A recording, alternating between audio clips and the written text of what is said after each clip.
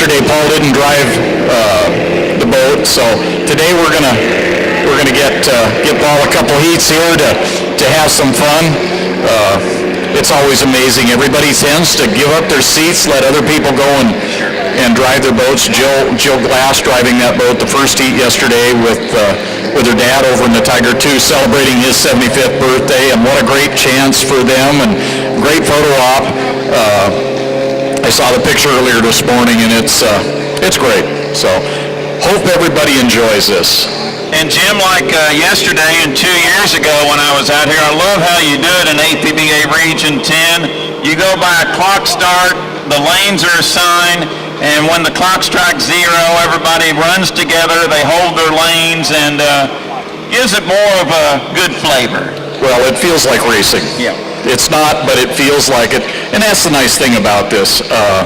I know there's been some people back east that had frowned on this a little bit, but really it's as safe as it can be. I've been back east to Wolfboro. I've seen that. I know some of the other events back there, and they really hang it out, but they do it one at a time. Yeah. And they call it flybys. Here, we're actually trying to simulate and allow the spectator to see what it was like during that time frame. And with these boats here, these are all boats that would have run in the 1960s, the one in the 1950s even, and I know Kiwi's boat was run up into the 70s and 80s down under, but this is what it's about. It's simulating, for us, simulating an event that happened in the past. And the drivers are required to go through safety regulations, just like the inboard pilots here this weekend in the hydro and flat bottom classes. Always qualifying. And the other side of that, not only do they have to qualify, which means they go out and they run 4 heats where they have to run outside and behind, but after they do that, every week we go to an event, that boat is inspected. These are not the newest toys in town. They do break, and as we saw yesterday with the Vitamilk, brand new boat, first time in the water, and they had an issue with the strut. It sheared all the bolts off, and they'll get to the bottom of that this week, but you got to inspect those things. They're not brand new. And like yesterday, Kiwi kind of making a donut there in the infield, so he'll get lined up with the other 2 boats as we're at the 1 minute period. In the vintage class, I believe it's pre-1993 now, but you have replicas and you have restoration. You can take plans from yesteryear and build a new one right out of the box. Well, and you're looking at that situation out here in the Thriftway. That boat never existed, but Travis got a set of plans from Ron Jones, and over the last couple of years, he and his dad have built this, and his sister, and they're out here having a ball. And even though that boat never existed, that takes you way back because everybody that was around remembers Miss Thriftway. When you mentioned that yesterday, Brad and I are just like the biggest kids in the candy store. We love that Little Miss Thriftway, and I want to see Little Miss Bardall, Little Slow Motion 4 and 5, and Little Miss Hawaii Kai, and the list just goes on and on. Coral Reef and any other number that, yep, oh yeah, I remember only too well. Back before Coral Reef, he drove a boat called Opie, I think, if I remember right, a little 145 hydro, but no, those were the good days, and this is great racing today, but it's totally different than what we used to have. So always fun to watch, and they're coming down for their start here. Clock struck 0, Jim, as we'll have 3 come down side by side by side. And what kind of shoot speeds we'll see here from the antique guys? Well, in this class here, you're not going to see the speed you will later on when you see the medium size and the large boat run. And they're not running the speeds they ran at the day. At the day, these things were hauling the mail and scary. I mean, there's no other way of saying it, because with the narrow transom, high lift props, they were all over the place, and then once they got in the turn, they really got wild. So, but they'll be hitting 75 or so. Sometimes I know they'll go faster than that. We've got some small boats that are capable of running over 90 miles an hour. The one that I'm thinking of is in eastern Washington. It doesn't come this side of the hill, but Wes Gray is out there when he can be in eastern Washington. He'll be there the next 2 events. And he's 80 years years old, almost 80 years old, and he drives the wheels off of it. It's fun to watch.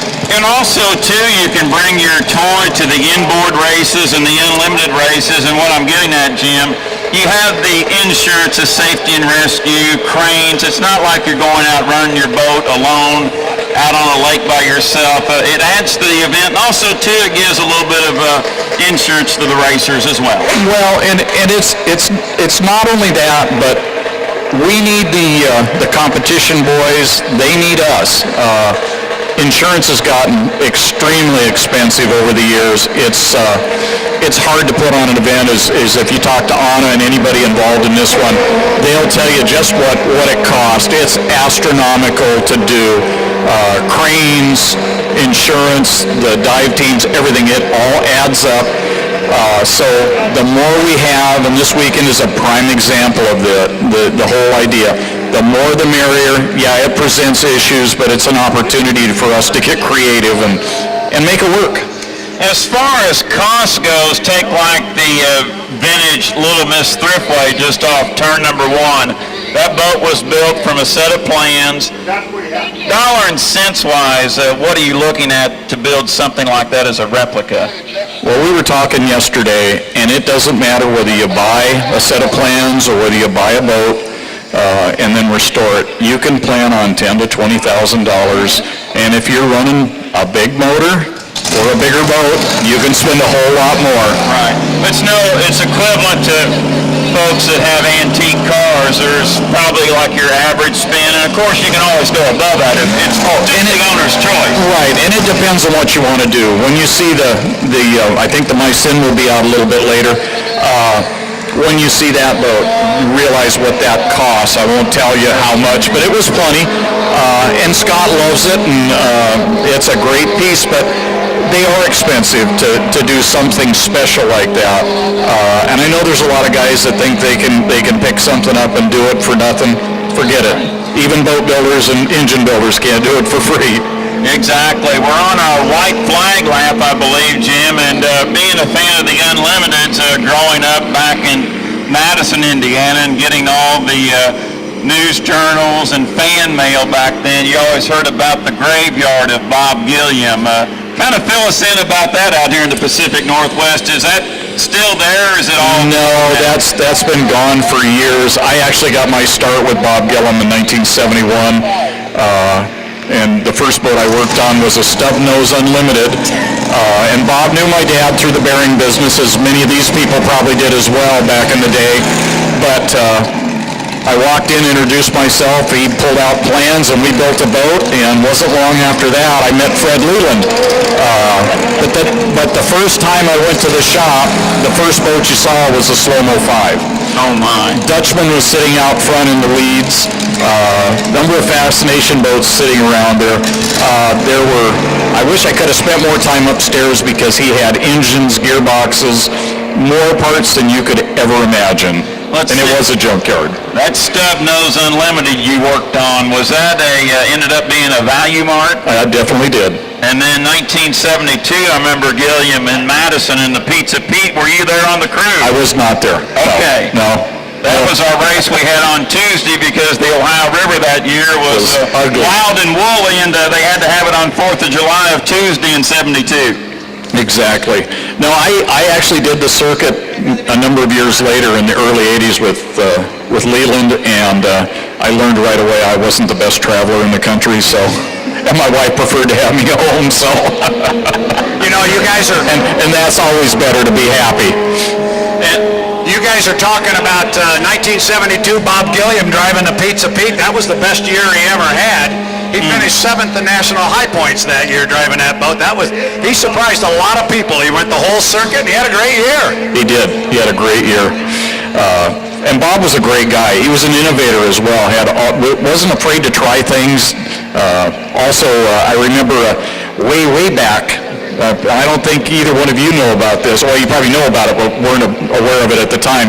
1956 when he hit the lock boom. I do remember that, and I'm going to go out on a limb. The B&I? The boat he hit it probably was. I think it was the B&I that he hit the log boom with. Yes, I do remember. Well, was that the one with the all-time Guinness World Record of gigantic numerals on that boat. I mean, it has to be it. It was it. I think it was 88. Close to it. Yeah. Yeah, and he was in a lot of trouble for that because it was out after dark. But that was the time when you could get away with things like that too. You do realize how old we're making ourselves look here. And Pizza Pete, their motto was what? Have a whole lot of fun now with Have a Pizza whole lot Pete. of fun now. That was it. Nobody else is listening to this, but the three of us are having a ball. Oh, there's 2 or 3 out there that are enjoying this. We should get Don Kelson and John Leach up here because I know they remember it as well. But no, it was a lot of fun and a time that you could do things that you can't do now because of insurance issues and so on. But it was a great time and so many things came out of that era. As we all see today, the outboard skid fin. You know, that was an innovation on a Ron Jones boat. Back in the day, a boat called Miss Peg. Yeah, I've heard of the Miss Peg. And it actually just reappeared this year. It was found down in, I think, Louisiana, if I remember right.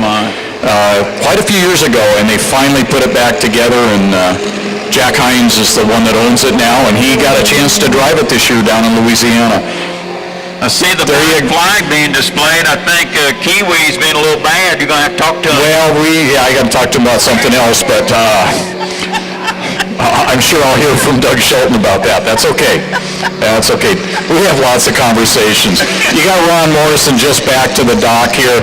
You got Travis Gilmer coming in, and if I'm not mistaken, later in the afternoon you're going to see his dad Gordy out there, and Gordy is a former inboard racer. In fact, last year was running Grand Prix, and he's been at this a long time, done a great job, run a lot of different boats, and see Travis is a little warm there, but they'll have that all ready to go, and hopefully Dad will be out there.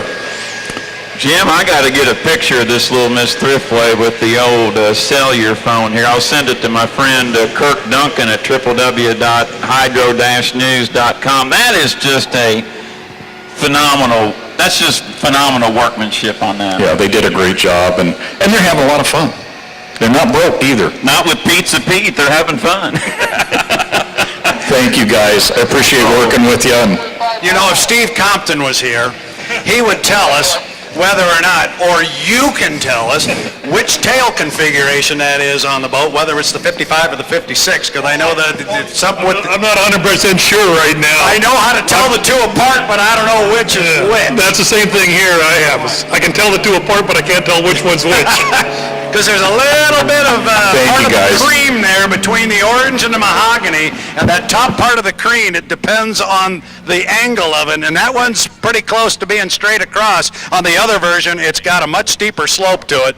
So, it's one of the, it looks really good, guys. Great job down there. Thanks for bringing it out. Run it again later, will you? All right. And Brad, we wanted to thank Jim Olson once again coming up, helping us out when the vintages are on the water. And a bigger thank you goes out to the class sponsor this weekend, the Hydroplane and Race Boat Museum located in Kent, Washington. You guys, it seems like I always get it started. We're talking about 1972 and 1956, and my goodness. You better get back to racing. You're just not old enough for that 1950 stuff. No. Lucky you. I like to watch them old videos, though. Some of us, unfortunately, remember that 1950 stuff because we were there.